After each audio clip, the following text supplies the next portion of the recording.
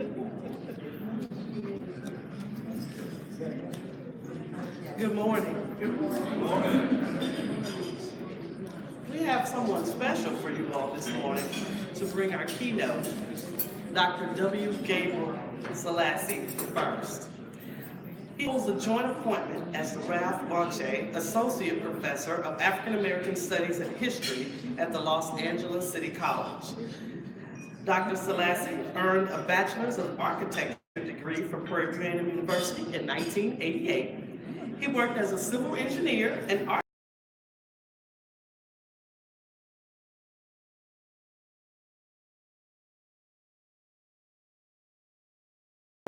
an international historic preservation and cultural patrimony firm based in Los Angeles and Tangier, Morocco.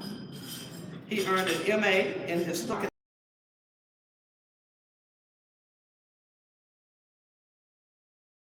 American Studies at the University of California at Los Angeles, and a master's in theology from the University of Notre Dame. He also earned an MA and PhD in history. He is well educated. Well educated. I introduce to you Dr. W. Gabriel Selassie first.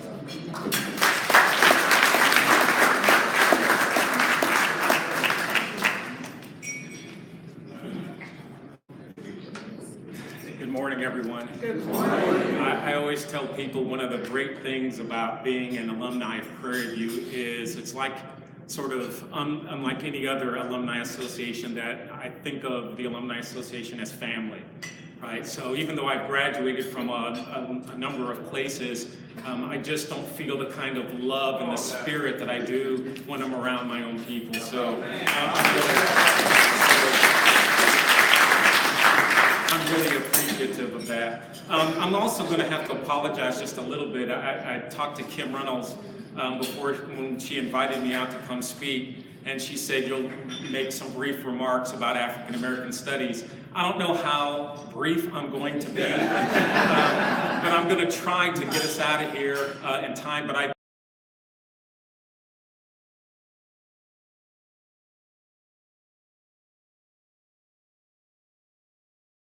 think what the Alumni Association can do and its contributions to push this sort of along. But first I would like to thank Kim Reynolds for inviting me.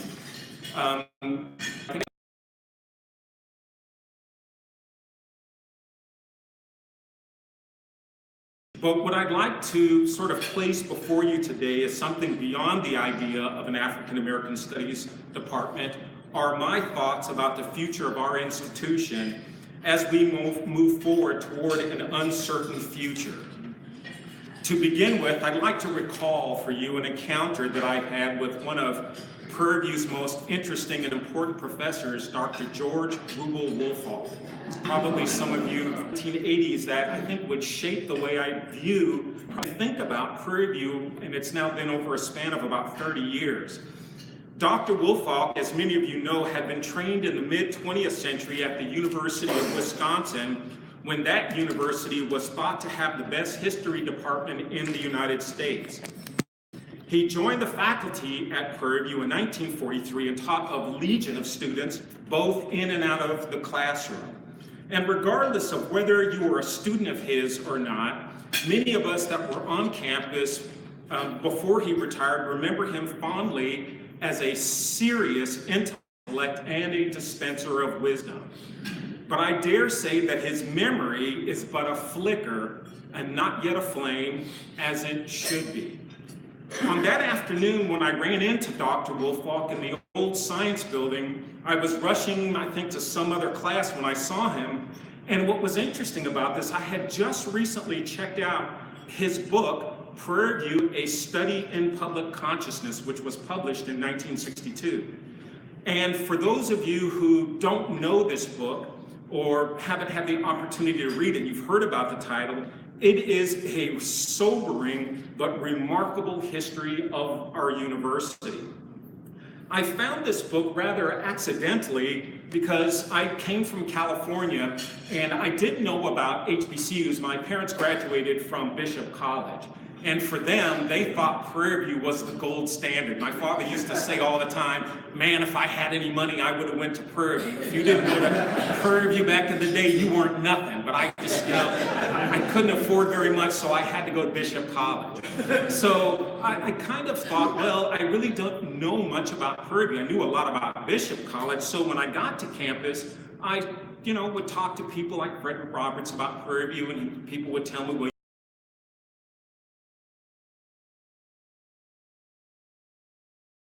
it rather accidentally, and I think for me it was probably one of the most interesting moments that I had as a student. So after reading the book, I was walking down the hallway and I walked up to him and somewhat naively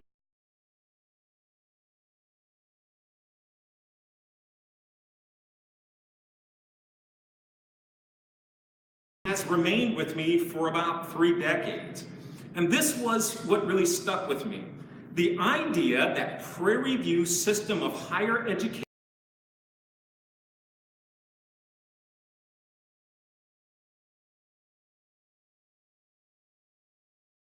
state.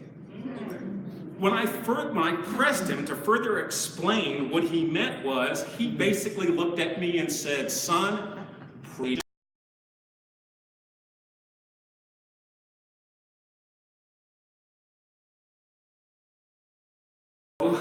but Dr. Woolfolk had interjected himself in a debate education that was nearly 80 years old at the time.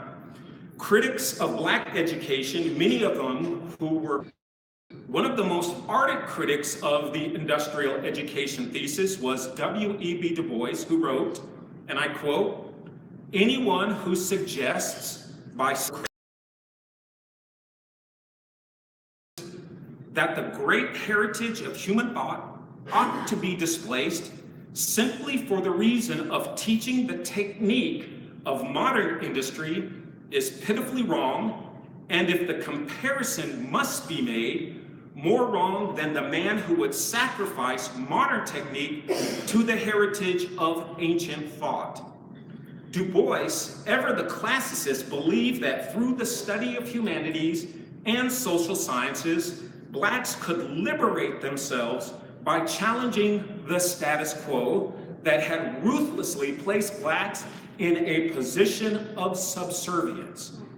While there is no doubt that industrial education, or what we now call STEM fields, can and do provide things like good paying jobs and are responsible for much of society's innovation, I argue that it is time for Prairie View to learn from Dr. Woolfolk's rather to the point statement and begin to rebuild its liberal arts programs with African American studies at its core so that what has been built can be maintained. Now, I don't want anybody, especially all the engineers in the room, to believe that I am advocating an either-or approach. Engineering has done a lot for me. I was able to work as an engineer and an architect, and so I am very thankful of the technical education I've earned. But STEM and liberal arts have their distinct contributions to make both at the university and within the black community. So let me just state this thusly. Change is not only coming to the state of Texas, but to Prairie View as well. And I think Dr. Simmons sort of alluded to this about graduation. Texas will become a majority Hispanic state between 2025 and 2035. And the shifting power between groups should be self-evident. It should be apparent that Houston will become the epicenter of that demographic shift. Our challenge is to find the strength to embrace change, to embrace diversity, and thusly embrace the future. The state of Texas and the nation will need graduates whose very mission is to secure a future open to all and without malice. We are in need of Prairie View graduates trained in liberal arts to become players in politics and social philanthropy and in higher education. But while embracing change, we must also work to safeguard the one thing that makes us different than from any other institution in the state. We are the first and the most important HBCU in the state of Texas. But that history simply won't take care of itself. As we see in the immediate era of fake news, flat earth theories, and a half a dozen other conspiracy theories that you can read on Facebook, right? History has to be cared for and treasured. Marcus Garvey summed this up forcefully when he stated, quoting, "A people without knowledge of their past history, origin, and culture is like a tree without roots." Throughout the United States, African American history programs are like an oak tree growing in an oasis surrounded by a desert. It is the one program uniquely suited to uphold our culture, our traditions, and our history. So let me again state this succinctly. The Alumni Association, Prairie View's historic legacy as a historically black college is secured. What I propose here this morning is that the Alumni Association build, in conjunction with Dr. Ruth's ideas, an African American Studies Department along with what I would call the George Rubel Woolfolk African American Studies Research Center, whose main mission would be grounded in the preservation of Prairie View's unique history and legacy and the contributions to the state of Texas. The challenge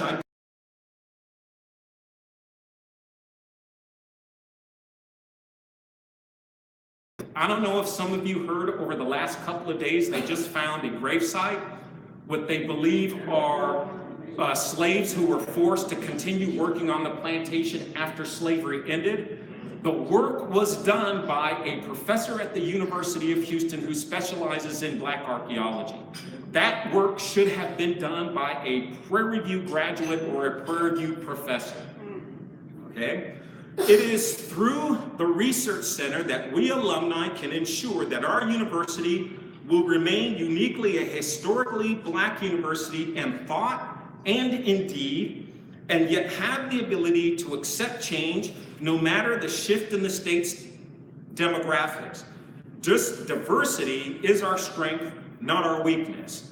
I, along with my fellow alumni, Helene Fisher, Raymond Hawley, Frederick Roberts, Derek Collins, have strategized over the last year on how to make Prairie View alumni move forward to help make a contribution to maintaining the history and culture of what made Prairie View a unique educational experience.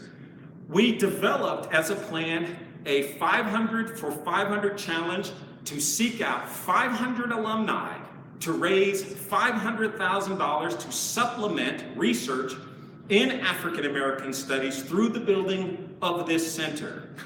But more importantly, the 500 for 500 challenge is designed so that Prairie View alumni can take an active financial role in the development of our programs within our institution.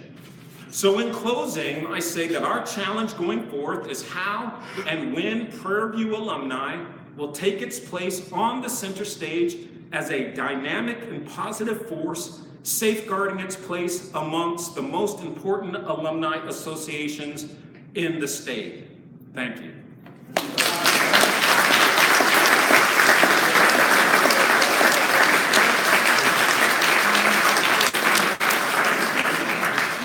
We have something for you, Doc.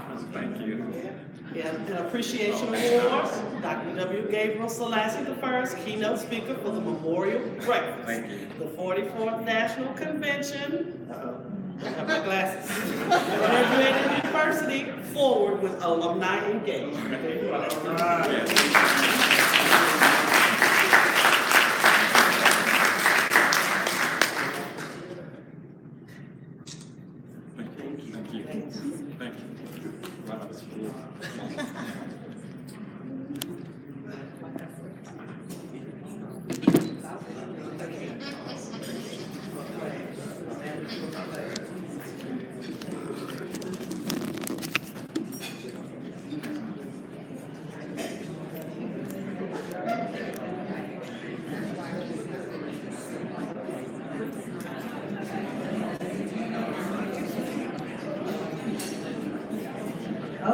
we had such a wonderful time this morning.